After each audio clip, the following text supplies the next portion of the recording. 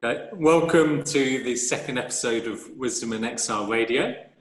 My name is Paul Haddon. I'm joined by my good friends Adrian and Norin to talk about this book, Wisdom and Exile, Buddhism in Modern Times. So to kick things off, if you haven't watched the first episode, I encourage you to look at it on our YouTube channel. A quick recap, the book is really, it's written by our teacher Lama Jumpa, and it's an account of two aspects, really the space and opportunity for Buddhism to come and become established in the West, and also then some of the challenges of Buddhism getting established in the West. And last week we covered the first chapter and the forwards, which was really an account of Lama Jumpa's own experience in the 60s, where Buddhism, he encountered Buddhism in England and his experience of that. So with that, this week we're covering chapter 2.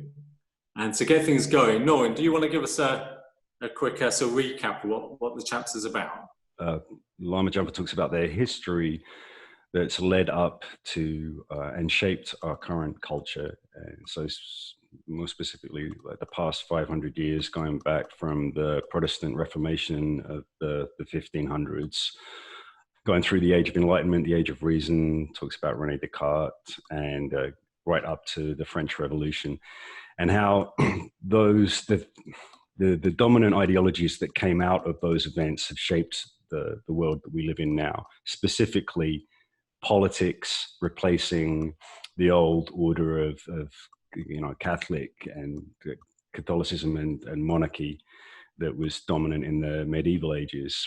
It talks a little bit about a third influence, how social media and electronics and technology in our current culture has made it really hard to find a place for stillness and reflection. And so maybe we'll go through this. There's actually a lot of really meaty topics, isn't there, in chapter 2 we can cover. But maybe we can kick off. I think Lama Jumpa opens up with some sort of reflection on what modern culture is like, isn't it? And we seem to have lost our place, even in the very rhythms of birth and death. In our current culture, in terms of what's the real values people think are important and not important, how often it seems to be increasingly values around fame and success, worldly success, and this increasing hyper-present focus on the immediate fads of the time. I don't know if you guys, what you think about that, and why does he open up with that sort of observation? Yeah, I think it's very interesting that it's a change.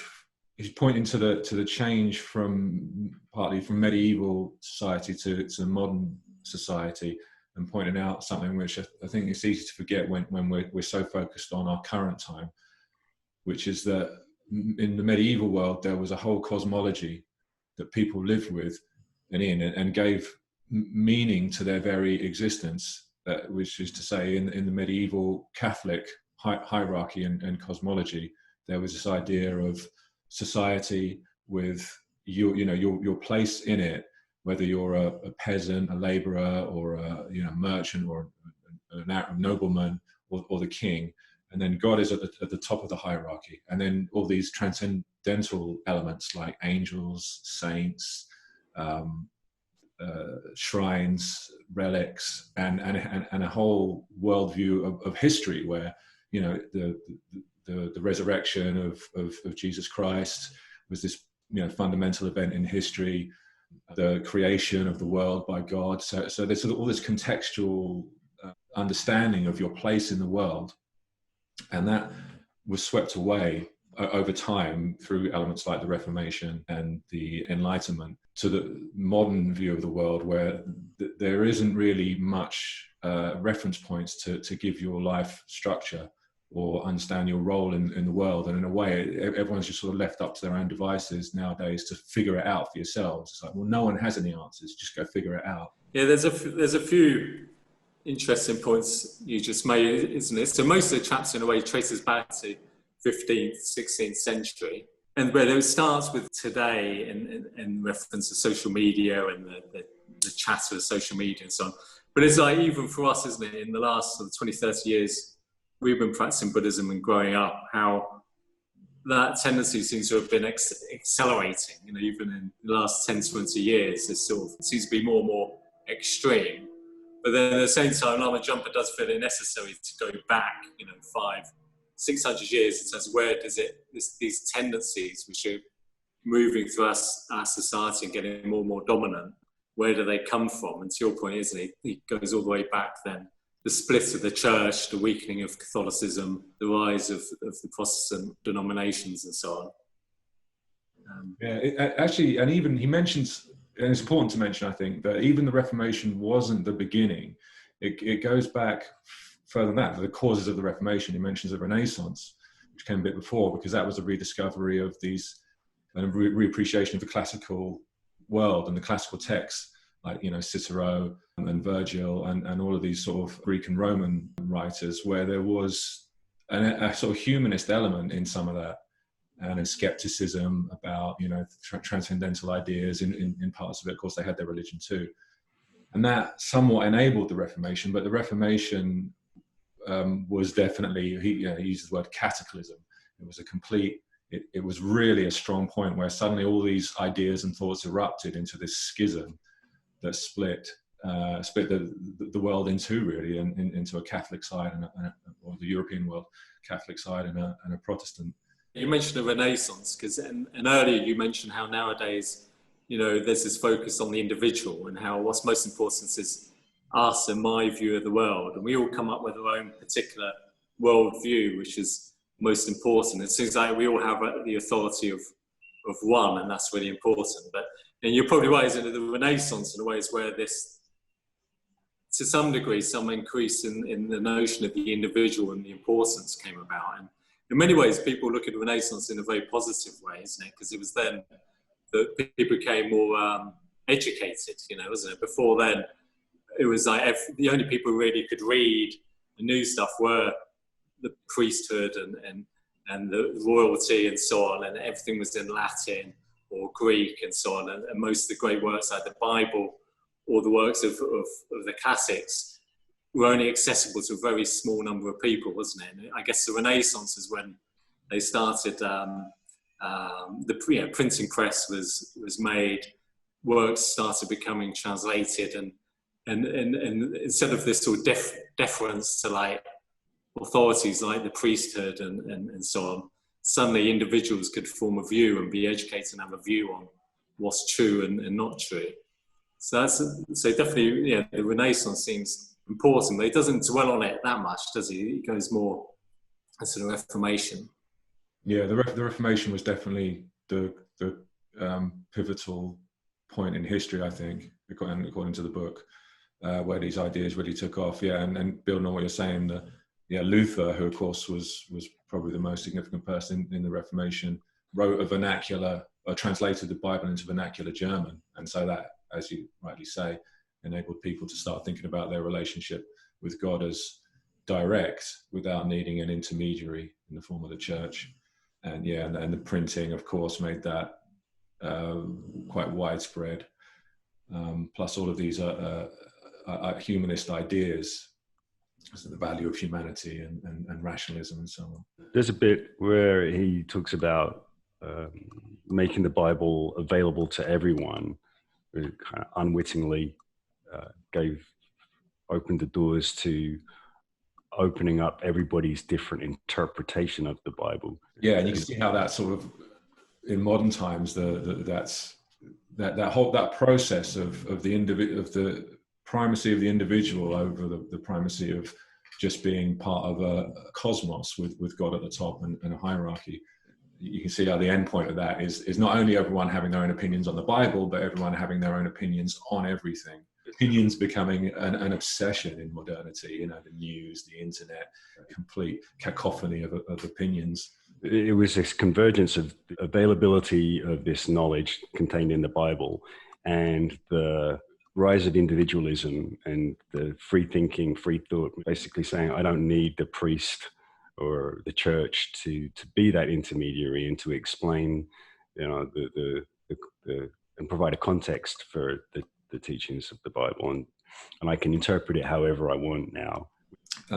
So Protestantism is contributing to a phenomenon which is mentioned in chapter 2 called the desacralization of the world, which is of the medieval world, which, as we mentioned, had angels, saints, Virgin Mary, blessings, holy places, shrines, and what he calls a unity of the sacred and the secular. Like, these things weren't separate; it was just the world and the cosmos.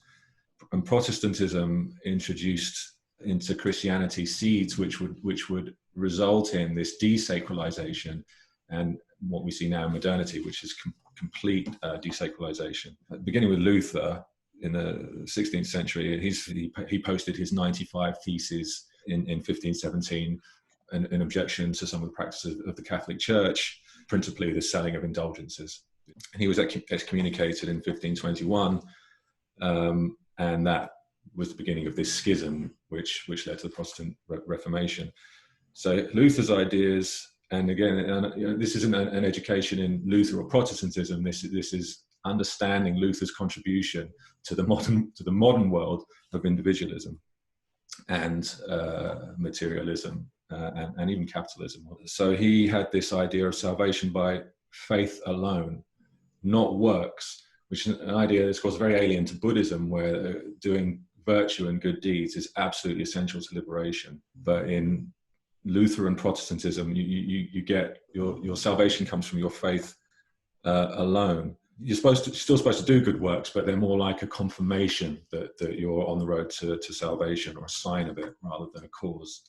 And the reason is because only God's grace has the power to free you from sin. The idea was if your own effort and acts can lead to your salvation, but God is responsible for your salvation, then you're sort of controlling God. You have a sort of influence over God, and that actually, from a rational point of view, is somewhat unacceptable.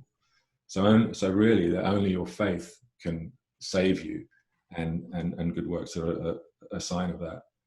And so you can see, like, actually the idea of God is problematic, and the Protestants were trying to solve some of these problems. If God is perfect, how can we influence him? For Luther, the sacraments, so like baptism and confession, are important, again, but only as signs of grace, not as causes of salvation. It's a very important change, because God is receding. Luther's trying to keep some sort of ceremony and religion by saying that the sacraments are participating in them as a sign of grace. He saw the Eucharist, this idea that Christians have, that they take the body of Christ in the form of a wafer. He still saw that as transcendental in a sense, and later on in Protestantism, the Eucharist began to be seen as just purely symbolic, had no transcendental power at all. Yeah, of course, he's disputing the authority of the church, providing his own vernacular German Bible so people can read it themselves without the church. And of course, all of this leads to a receding of God, a complete deprioritization of the church, and thinking for yourself and having your own opinions, which is one of the main characteristics of modernity. So, is it fair to say that the rise of Protestantism and the decline of Catholicism reflected this need for more of a rational relationship or with the universe or with God? Or is it more complicated than that? I'm just trying to piece it together as you're talking, because it seems like when I read about that period in history, it seemed that there was a resistance to the corruption of the Catholic Church and to some degree to the systems of monarchy that were in control at the time, and a push to try and regain kind of a spiritual dominion for the everyday person. And obviously it backfired, but it seemed like those were also energies that were at work as well. Yeah, I think that's the Renaissance element, which is the rationalist part, because that's a very sort of ancient world Greek idea. This from Plato and so on, this idea of thinking for yourself and using logic and reason to come to truth. that wasn't really a Catholic idea, although it was in Catholicism, but only really to the extent that they also borrowed from the Greeks. So the rationalism of the Renaissance coincided with the Lutheran objection to the hierarchical structures and practices of Catholicism. Yeah, I think all these factors came together in the Reformation. One thing I found reading this and doing a bit of research was just how little I knew about Christianity. Still know very little about it, but it's remarkable how I didn't learn about the Reformation or even really the Renaissance and things, at all growing up. Even though I was brought up in the UK in a pretty Christian society, and there was some religious education in my school. But just reading this book and doing a bit of research is really interesting how pervasive a lot of the values we have come from this period in time and in our Western history. But sort of picking up where Paul Norin was going with it, I didn't realise, Catholicism had a sense, but it was quite restrictive, wasn't it? It really said, no, you say, if you're not a priest, you can't have your own interpretation of the Bible. And in fact, these things, they're heretical. You can't, you can't say that.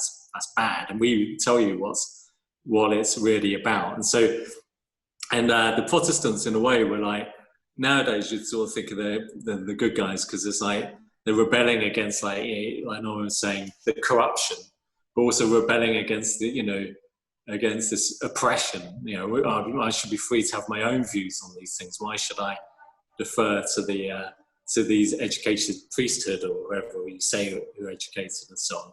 That they're sort of battling against authority in a way. I think, but I think that came a little bit later. That actually wasn't Luther's intention. He saw himself somewhat as a faithful reformer, and of course, Reformation sort of means reform as in improving and getting rid of negative practices. But so he still saw the Eucharist as transcendental. He still saw a role for the sacraments, but he was trying to make sense of God and these rationalist ideas, for example, that we can't influence God. But he didn't want to destroy the church. He was excommunicated. He didn't leave the church. So, but these ideas of individualism came later as a logical consequence of Luther. Once you provide your own vernacular Bible and allow people to read it, you can say to them, but still be part of the church, and still, we're still going to keep all of these structures and so on. But it was inevitable that they would say, well, hang on, no, but I've read this now, and now I sort of beginning to question, should I really, the floodgates, wasn't it? Yeah, the floodgates, that's it. You're right, okay, priest says this, and now suddenly my opinion matters, and I can hold a different opinion, because Luther showed us we can have different opinions and provided the basic things. But then, but some of that then does lead very much to today, isn't it, in terms of this focus on the individual, and the spiritual endeavour is just a very personal thing, and our own beliefs, our own faith is what really matters, rather than authority someone else. Because last week we talked a little bit about Christmas Humphreys and the London Buddhist Society, and this tone of sort of Western sort of arrogance in a way when it's considering like Buddhism was 2,500 years old and very new to the West, and very few of the works even translated. But there's sort of this quick attitude that I can come slightly educated, and now what I believe really matters, and I have a real opinion on this. Yeah, it was like a process. The Reformation was a process, because after Luther, of course, then you got other forms of Protestantism, like Baptists and Quakers and Mennonites and Anglicans, Puritans. So there's a sort of fragmentation, and then ultimately it was just like everyone's individual opinion. Philosopher Charles Taylor calls it the Nova effect, where it was this kind of like a supernova, everything's just splitting, fragmenting, and ultimately atomizing. And funnily enough, of course, you see it in the modern world in Buddhism as well. Like talking about the counter of Buddhism with the modern world. As soon as Buddhism came to the West, we tried to do a sort of Protestant Reformation on it by all having our own opinions and not, having any respect for teachers and tradition who've studied it for their whole lives in 2,500 years. And now you got this kind of, explosion of different forms of Buddhism with various degrees of secularization, which is the sort of, you know, Protestant Reformation in fast forward over the last 50 years. Yeah, completely. I mean, it's go to any bookstore, isn't it, or look online on books about Buddhism, and it's like, yeah, hundreds of people just self-appointed writing books with their new interpretation of what Buddhism's really about, or why this thing is the most important thing about it. And so, whereas in the past, wasn't it, like until very recently, really, in the Buddhist world, it would have been very much, you know, Buddhist masters. Well, actually, most of what anyone was studying in the monasteries and place education was just the definitive works of Indian and Buddhism that have been, you know, not that many, but the definitive works over the last 2,500 years. That's what you'd really study and get educated in. And very few then commentaries needed. But, yeah, from time to time, a great master would write a commentary to clarify some aspects of Buddhism. But then, yeah, like I say, it hits the West and suddenly, within, you know, years, there's hundreds of these books and self-appointed teachers. It's interesting because Tibet, in a way, was like a microcosm of a culture where that individual and free thinking influence didn't manifest in a way. Because, like, if you wanted to seek an understanding of Tibetan Buddhism over that same period of time, that 500-year span, where we're talking from like the Reformation up to, you know, modern times, up until relatively recently, there was a hierarchy. You would go to, you know, a lama, or you know, go to the monasteries and seek wisdom specifically from those individuals. It wasn't like the everyday person in the street is encouraged to interpret the Dharma for themselves, and so in Tibet, Buddhism took a very different direction than the evolution of religion in the West. And it's interesting, Lama talked about Descartes. How do you pronounce that?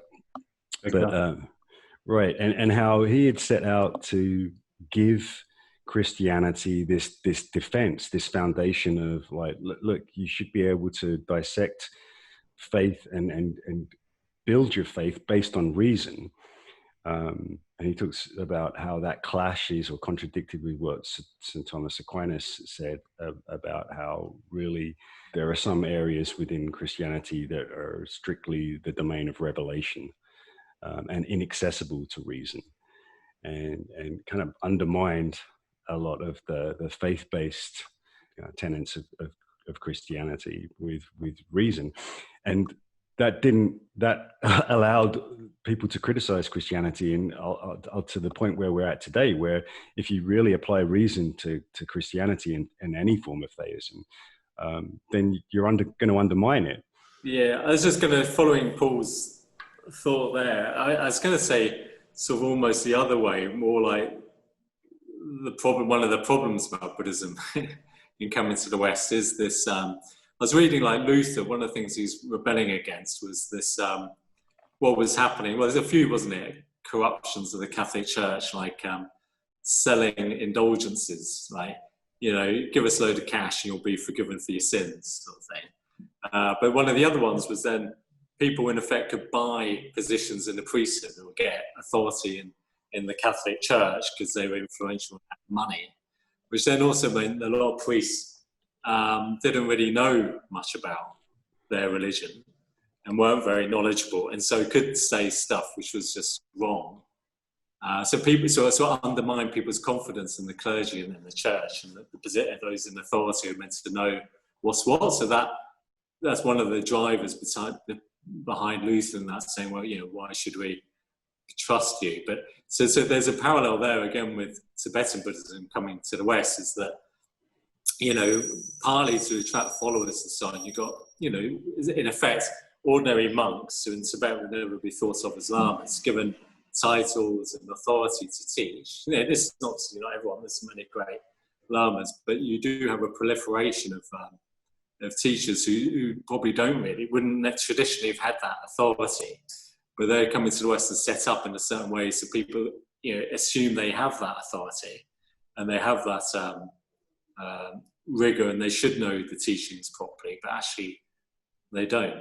So maybe that's a bit too controversial, but I sort of have some sense of that has been happening in the West, which is very similar to Adrian's point of what was going on with the Luther and the Catholic Church. I just want to add something on what you're saying as well about the rationalist side, like the questioning and the so-called free thinking, which somewhat in the Western, Protestant tradition and Catholic tradition had come from ancient Greece. We do have that in Buddhism, although it's not called rationalism, but we definitely have a logic tradition, a system of logic that comes from the Sanskrit logic tradition in India, and was transmitted to Tibet. And the idea was to use logical analysis, and they even had rules of logic, like you have in modern Western thought, and from Aristotle. And there may even have been some cross-pollination between Buddhism and classical Hellenist civilization. Alexander went as far as India, Alexander the Great. But so Tibetan Buddhism did inherit the logic and somewhat rationalistic approach to religion, but they didn't have that Lutheran questioning of the hierarchical structure. You need both. You need the rationalist, free-thinking, questioning, skeptical side, and you need the sort of anti-establishment, anti-hierarchical reformers who not only reformed in a positive way, providing, just clearing out things that are a bit negative like indulgences, but actually getting excommunicated and but still being so popular that they were able to set up a parallel system of parallel religion, and then you get fragmentation. So you need both things. But I just want to point out that Buddhism generally has a strong system of logic. And it's a little bit of maybe a slight tangential point, isn't it? But I think you're right. Is that there's a lot of evidence that ancient Greece and in the thoughts of the pre-Socratics, there seems to be were very influenced, it seems, by dominant thoughts and systems in India. I mean, one example of that is Zeus, the head of the gods in the ancient Greek pantheon, holding a bolt of lightning, which is obviously in Buddhism and Tibetan Buddhism, one of the main symbols of Tibetan Buddhism is the Vajra, which is often translated as lightning. It's sort of a weapon that could shoot bolts of lightning at people. So it seems like there was definitely a linkage there. But one thing, I mean, again, slightly tangential, but that theme of reason is very, very strong in Buddhism, and that's how one develops confidence in Buddhist doctrine, is through reasoning. But the other thing in the Buddhist tradition we have is the different systems of meditation and non-conceptual meditation techniques, which we didn't really have in the West. So we had the reasoning aspects and the power of logic and so on, but they didn't have this sort of non-conceptual system of training and so on to help on the experiential side. So in Buddhism, you've got the power of your own experience, and then you've got the power of reason, and that's how you develop confidence in the different Buddhist teachings and so on. In the West, I always felt when me and Abe were studying philosophy in Manchester for those years, it always felt something missing. It was like sort of intellectual roundabouts, and going nowhere and going in circles and destroying each other's views, but nowhere to go. And I always felt part of that is there seems to be sort of detached from one's own experience, detached from one's own experience of living in the world, which Buddhism really has both aspects. Actually, funnily enough, the book does mention this. The Western Christian tradition does have a bit of it. The Eastern Orthodox Church has this hesychasm thing where they contemplate the Rhine mystics, Rhineland mystics, who have these ideas of these mysteries and meditation. And funny enough, Luther was heavily influenced by the Rhineland mystics, but that element of his of Lutheranism doesn't seem to really have taken root in the Protestant Reformation. It was much more the rationalistic side and this idea of your individual relationship with God. Although the individual relationship with God was part of mysticism, because you weren't going through the church when you're doing those those heavy prayers and so on, which is somewhat like meditation, Buddhist meditation. So it was there in the mysticism tradition of Christianity. Rhineland mystics seem to have this realization that there was no past, there is no future, there is only the now, and they incorporated some forms of meditation around that. Reason and mysticism never really managed to come together and work out some kind of amicable way of coexisting. Whereas in Buddhism, it's very much a twofold path. Like, reason does benefit you and lead you to a certain direction, but you also have to incorporate that with meditation and introspection. So it's like you're saying, Paul, reason kind of only takes you so far, and it's a very useful tool to adopt, and we're not abandoning it, but it has to be complemented by meditation and stillness and settling the mind to allow the conclusions that reason leads to really take root experientially. Yeah, I think you're right. You've got to have both elements, and they got to be in balance in a way, isn't it? So that's the thing. It's a bit like in the Christian mystics, like I'd say, I guess it's a bit like if they did have certain experiences, which from a Buddhist perspective we would understand in a certain way, but within the Christian frame of reference, they would have interpreted it in a very different way, isn't it, through their theistic belief system. And so from our point of view, it would have been misinterpreted or not able to sort of free them, as it were. It would be quite limited in some way. I think this is a general problem with Christianity, which is that in its inception, it didn't have a rationalistic side, despite its proximity to Greece, and it didn't have a mysticism side, despite it being from the Near East, because it was really, in its earliest days, it was somewhat a sort of apocalyptic, messianic death cult. They were waiting for the second coming. They loved martyrdom. And it was very iconoclastic. They loved smashing up pagan shrines and beating up pagans. Now that has very little to do with Greece and very little to do with meditation. But of course, those things are rationalism and meditation, very natural to anyone who's spiritually or religiously inclined. So over the centuries, it had to find ways to incorporate reason and rationalism and meditation, but they've always been somewhat alien to its earliest form. And Protestantism was an attempt somewhat to go back to early Christianity, purify it of the Catholic accretions. But of course, the rationalism and meditation are really somewhat bolt-ons to its core, Yeah, and later we'll talk about how, in a way, rationalism or confidence in that, in a way, it helped destroy Christianity and destroy confidence in its beliefs. But maybe before we go on to that, for this week, we haven't quite covered Calvin. Want to give us a quick summary of Calvin's influence and how he differed from Luther? Calvin in 3 minutes, in relation to modernity and Buddhism. So Calvin, 1509 to 1564, emphasized the sanctification of ordinary work, which he called a calling or a vocation, over monasticism. You saw that in Lutheranism somewhat with the decline of the importance of the priesthood. And with Calvin, he's saying through your work, you can be holy.